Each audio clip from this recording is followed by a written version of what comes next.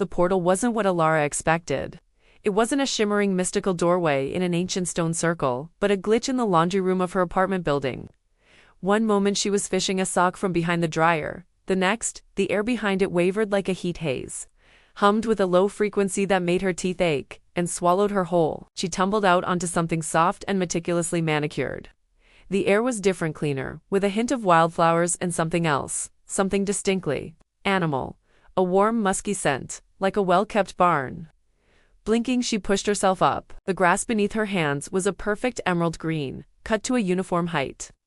The trees were sculpted into elegant artistic shapes, and the buildings, they were low, organic structures that seemed to grow from the ground, with wide ramped entrances and no stairs in sight. Then she saw the inhabitants. A fox in an impeccably tailored waistcoat was reading a newspaper on a park bench, a pair of tiny spectacles perched on its nose.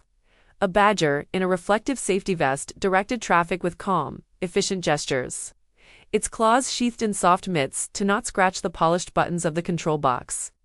Overhead, a flock of starlings flew, in a perfect, shifting formation, spelling out what looked like stock market quotes against the sky. And everywhere, on silken leashes held in paws or beaks, or carried in comfortable-looking pouches, were humans. They were dressed in simple, soft tunics. Some chattered nonsense to their handlers, who would respond with patient, chittering sounds or a gentle pat on the head. One, a man with a dazed expression, was being coaxed into a prom by a patient, large raccoon. Elara's heart hammered against her ribs. This was impossible, a dream, a hallucination born of laundry detergent fumes. She took a step back, tripped over a perfectly rounded hedge, and landed with a soft thud. Immediately a shadow fell over her.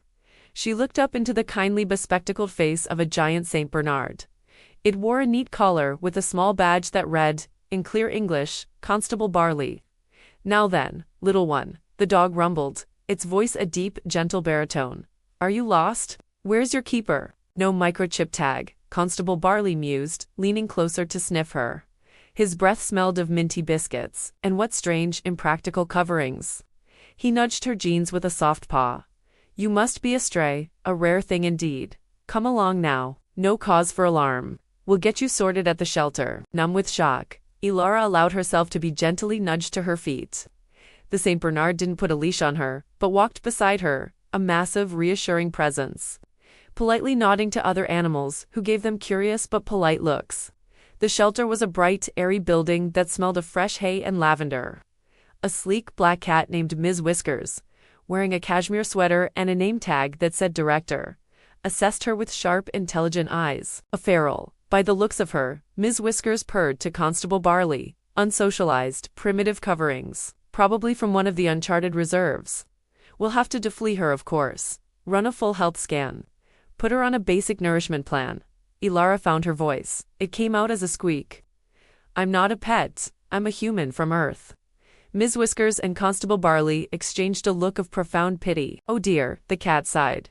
"The poor thing is disoriented. It's creating a narrative to cope with the stress of being lost. Quite common in the simpler breeds."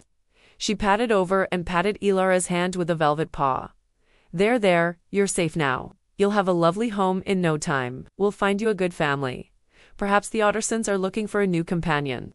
They're excellent providers, very fond of fetch." The horror of it dawned on Elara. They didn't see her as a person. They saw her as a dumb, lost animal, a pet. She was processed with terrifying efficiency. Her clothes were taken, chewy, impractical, and full of germs, tutted a possum nurse, and replaced with a soft, blue smock. She was given a bath by a team of efficient border collies, who used a complex system of pulleys and warm water, praising her when she didn't shake herself dry. She was fed a delicious paste from a tube that tasted like bananas and nuts. She was put in a comfortable, glass-fronted enclosure with plush bedding, puzzles for enrichment, simple shapes orders, and a constant gentle stream of calming music. Next to her, a man in an identical smock was happily chewing on a rubber bone. Her despair was absolute. She was a specimen, a commodity. The adoption day arrived. Animals filed past the enclosures, cooing and pointing. "Look at the tuft on this one's head." A goose honked. "This one seems very calm." "Good for an older couple," a rabbit murmured to its partner. Elara sat in the corner, hugging her knees, refusing to make eye contact. She wouldn't give them the satisfaction. She was not a good pet. Then, a family stopped in front of her enclosure. A bear, a goose, and a small bright-eyed squirrel. They studied the information on her pane.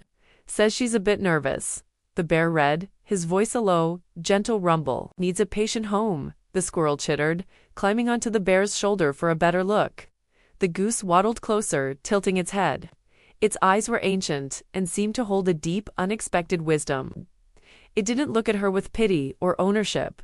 It looked at her with curiosity. It turned to the bear and uttered a single, soft honk. The bear nodded. Ms. Whiskers was summoned. Papers were signed. Before she knew it, Elara was being led out of the shelter on a soft hemp leash held loosely in the bear's massive paw. They didn't go to a car, but to a wagon hitched to a patient-looking moose. The bear, whose name was Barnabas, helped her into the wagon. "There now, little friend," he said, "no need for fear. We're going home." The journey was quiet.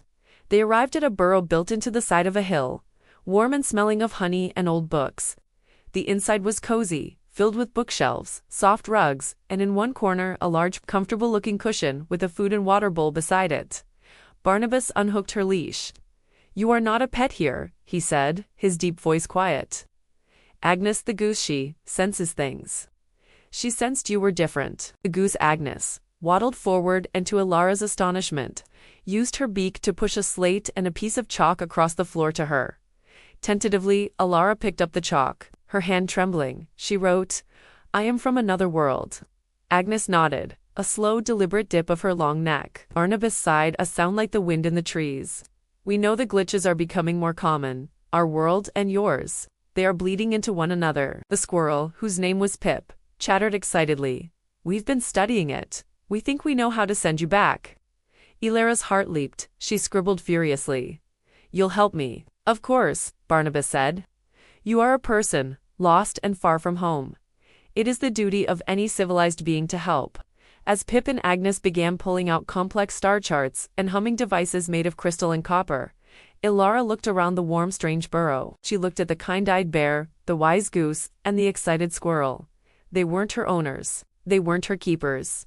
In this world turned upside down, where animals wore waistcoats and humans chewed rubber bones, she had found the most unexpected thing of all.